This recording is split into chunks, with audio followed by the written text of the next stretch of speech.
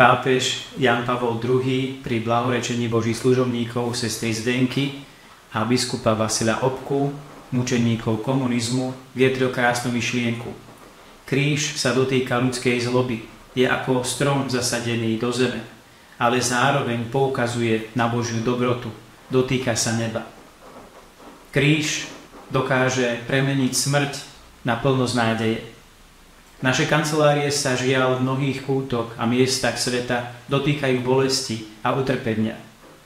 Ale tým, že sú naplnené láskou, tým, že sú svedectvom o Božej dobrote, vertikálny horizont kríža premieňajú tieto skutočnosti na miesta Božej dobroty. Milí priatelia, drahí bratia a sestry, želám nám, aby Kristov kríž bol našim znamením vernosti Kristovej lásky, ktorý má moc premeniť aj ľudskú smrť, utrpenie a bolesť na miesto života.